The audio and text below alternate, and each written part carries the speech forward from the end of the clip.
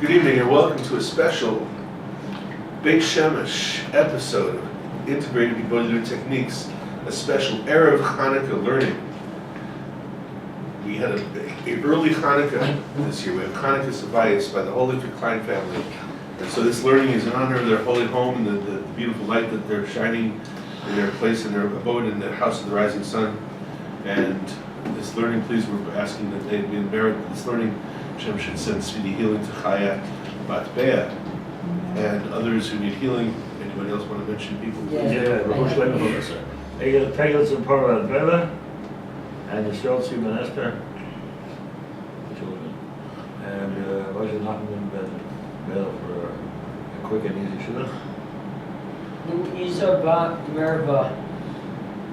And Deerers for two people. Then we had a Chanus Bias, two people who need Deerers, a Chuf. Chayatin to and Chaim Ben Ray. Amen. And also maybe this learning should also be the freeing the people who are in prison, Hashem Yerushalayim, including Ephraim Yisrael Ben Tzanat, and Jonathan Pollard, Jonathan Bashkin, all people who are in prisons, whether it's physical imprisonments or mental or emotional or spiritual imprisonments. Okay, we're going to learn some little outpouring into the soul. And we're up to Torah Ayin, the light of the eye, Torah 70. Here we go. Ready? Shall we start? Everybody ready? Fasten your seatbelts. Here we go. We're going to fly. Through the completion of the holy tongue,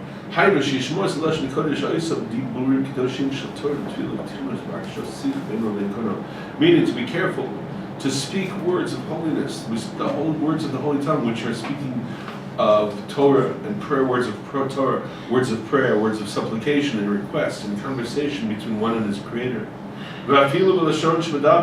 And even your own language, even your own Mama Lashon, which is not Hebrew. Ki adrabah.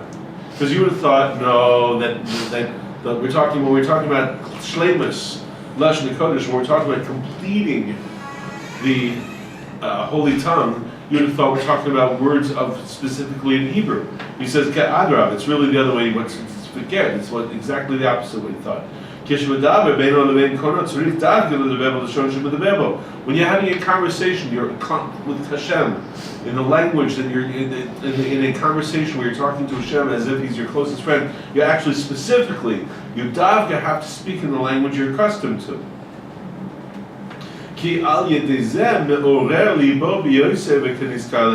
Because this arouses us more. When we're speaking, if we're speaking and we don't really understand, it's hard to feel it. So we have to speak and understand it, and this arouses the heart.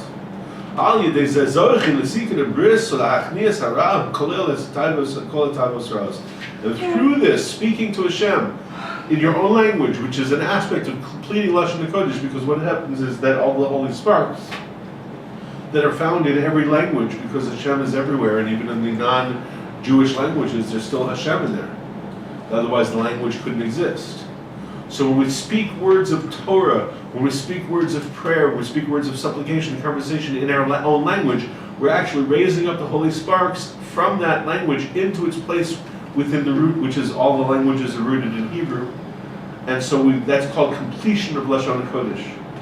And we can merit through this to fix up the covenant in the areas of sexuality, and to subjugate and push away the evil that is inclusive in all of the evil urges. And when we talk about the evil urges, we have to understand what that means. So the evil urges are eating, and sexual and sex and money and honor. So are these evil things? No, we have to do that. We're supposed to have them in our lives. What's so evil about these things? It's that these urges make us forget Hashem. We think that we're going to get our pleasure. We're thirsty. We're looking into these places in this physical world for our satisfaction, to fill the deep black hole that we all have inside of ourselves. We all have we all have a God-sized hole inside of us. We have to fill it with Hashem. So we're looking to fill it with these other things. That's why it's evil. Because anything that evil can be defined as anything that is, causes, or results from a lack of awareness of Hashem. So if I'm looking to fill my emptiness by something in this world, money, sex, food, honor, okay, those things, and if I'm looking to fill my void through that thing, that's called evil. So how can we overcome that? How can we remember it's Hashem that gives us the pleasure? How can we remember it's Hashem who fills our void? By speaking these words, that's what happens. And that's called tikkun bris. And that's the pushing down of the aspect of the evil that overcomes us and makes us long for the completion through these physicality things. Shu tavis niyuk, which is and the main feeling that is all rooted in this, the desire for licentiousness, the desire for sexual gratification is the root desire that all these other desires actually are. Is the desire that all the other desires are rooted in. So all the tavis roast, for example, that you gave, like food, honor, and money, those all are kol in tavis niyuv somehow? Yeah, because the feeling that a person gets when he desires sex, you can actually say that all the other feelings that if a person desires money, desires food, desires that all those other desires are actually can be found the same. Like you know how purple is red and blue, right? So red and blue can be found in purple, right? Yeah. So this is the all-inclusive feeling. The desire for sex is all-inclusive feeling that all the other feelings of desire can be found within that desire for sex. Okay? Because the person's lust is cooled down through speaking words of holiness. The aspect of my heart became warm inside of me. I spoke in my language. But a person who does not cool off his lusts by speaking holy words of Lashon Kodesh, it means, again, Lashon Kodesh means Hebrew, but also in our case means words that are related to holiness in whatever language you're speaking them. Then what happens is there's a storm wind that comes upon a person and he ends up having a nocturnal emission. Rahman al-Islam. How does speaking Lashon Kodesh Cool down the fires of lust? Yeah. Because what happens is when we speak these words, we're creating the vessels. The fires of lust are actually rooted. All pleasures, all these desires are called fallen loves. Okay, so the ultimate love we want is with Hashem, to feel Hashem's love and to experience our love for Hashem. Right? So then what we have then is that when those things are, when our desire for love is rooted in the physicality, that's a boiling that it doesn't have a vessel. There's there's a light from Hashem, from the infinite light, but it doesn't have any actual connection, any actual completion.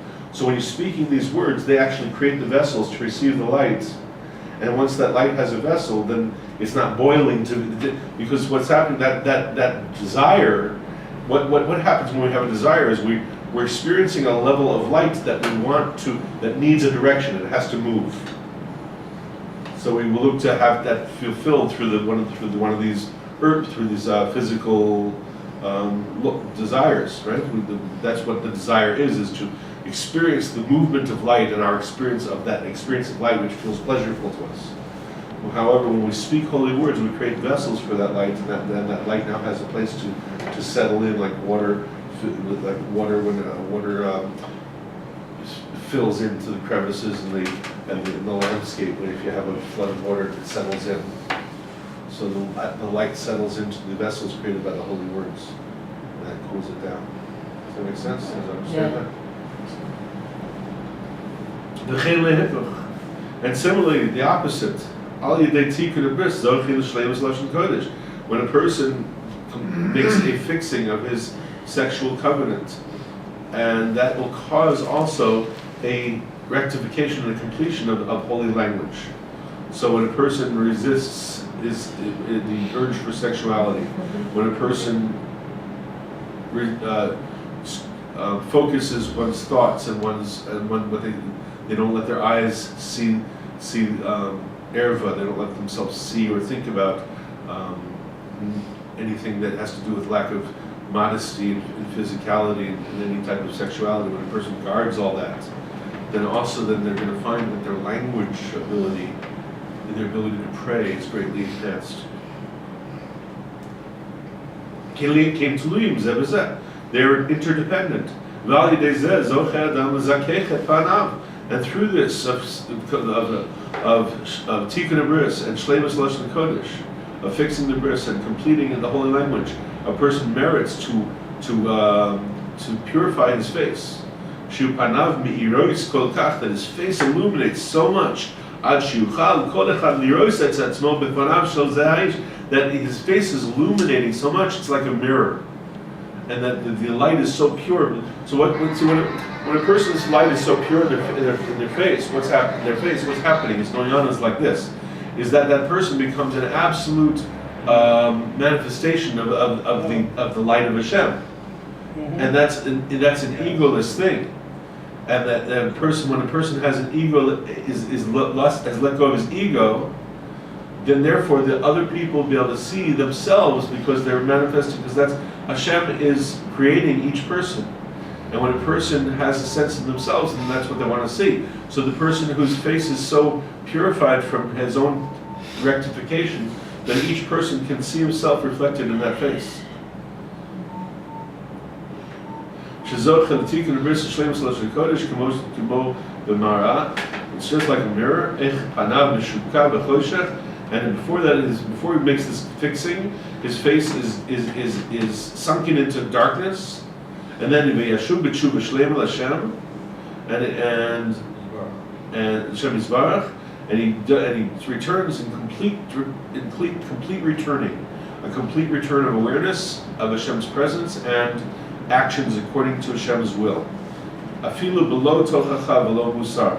And when a person has this quality, he comes to return to Hashem. He can actually cause somebody else to see in this person's face their own face, and then what they see is their own face rooted in darkness. And because this person's face is shining so much, they remind that person about Hashem, and they see, wow, I forgot that it was all about Hashem. I thought it was about me. And they realize they're in darkness, and then they do tshuva. Then they come to do tshuva, returning to the awareness of Hashem without being told. They feel it for themselves without somebody coming along and telling them, you should return to Hashem.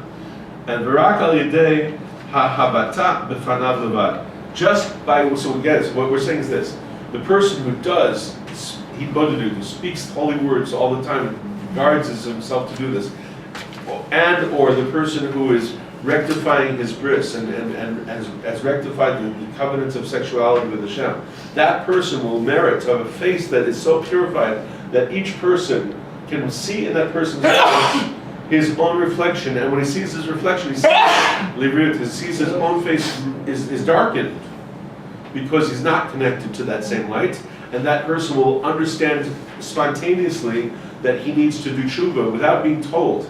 And just from looking at that person's face, whose face is shining like that, that person will have an arousal to do tshuva. Okay, and Yiratzon, may we be zocheh to be that face for each other, and we should be zocheh to see each other and to see the shining and to know how much we all want to do tshuva, to believe in our tshuva, to merit to complete our lashon kodesh by keeping our mouths full of holy words, and those holy words to be filled the content of the Klein household in the house of the rising sun.